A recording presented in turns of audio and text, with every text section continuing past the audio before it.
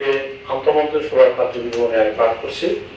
আজকের এই প্রস্তাবের সভার সময় এবার আমি 26শে মার্চ মহান স্বাধীনতা জাতীয় দিবস 2026 উদযাপন উপলক্ষে 26 পালন উপলক্ষে যে জাতীয় কর্মসূচি আছে আমাদের জেলার ক্ষেত্রে যে জেলা এবং উপজেলা পর্যায়ে ইতিহাসে ভিত্তিক অনুষ্ঠানমূলক প্রচার, এটা কেন্দ্রীয় প্রোগ্রাম, এটা আমাদের নয়। যারা রয়েছেন একই সাথে ক্রীড়া সংস্থা রয়েছেন, তাদের সমন্বয়ে আমাদের কর্মসূচি যেটা 13তে বলা আছে যে বিটিভি এবং বাংলাদেশ। আরেকটি রয়েছে জেলা এবং উপজেলা পর্যায়ের যে উন্মুক্ত স্থান বা মিলনায়তন সময় রয়েছে, সেটা আছে যে 1 মার্চ থেকে 26 মার্চ, যে কোনো সুবিধার সময়। তো আপনি এই বিষয়ে জাদুঘর সমূহ সকাল থেকে সন্ধ্যা পর্যন্ত বিনা টিকিটে জনসাধারণের জন্য উন্মুক্ত থাকে। শিশুদের জন্য সকাল থেকে সন্ধ্যা পর্যন্ত বিনা টিকিটের ব্যবস্থা করতে হবে। আমাদের জেলা পর্যায়ে সমস্ত প্রদর্শনী ব্যবস্থা থাকতে হবে।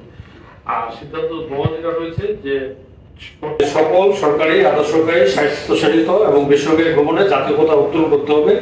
এটা ন্যাশনাল ফ্ল্যাগ রুলস অনুযায়ী ওই দিন সূর্যোদয়ের সাথে সাথে, মানে 26শে মার্চ সকালে সূর্যোদয়ের সাথে সাথে সকল সরকারি প্রতিষ্ঠানে জাতীয় পতাকা উত্তোলন থাকবে। আর 4 নম্বর যে কর্মসূচি রয়েছে সেটাতে বলা হয়েছে যে গুরুত্বপূর্ণ সরকারি, আধা সরকারি, স্বায়ত্তশাসিত, বেসরকারি ভবন স্থাপনার সময় আলোকসজ্জা, এটা বাস্তবায়ন থাকবে আমাদের পিডব্লিউডি সরকারি গুরুত্বপূর্ণ স্থাপনা আর অন্যান্য বেসরকারি ভবনের মালিক বা অন্যান্য অফিসের ক্ষেত্রে সংশ্লিষ্ট কর্তৃপক্ষ। আর 5 নম্বর কর্মসূচি যেটি রয়েছে সেই কর্মসূচিটি আমাদের সূর্যোদয়ের সাথে সাথে আমাদের তকধরি 31 তকধরি আমাদের যে ঐতিহ্য, যে সবসময় আমাদের 31 তকধরি দিয়েই আমাদের এই দিবসগুলো শুরু হয়।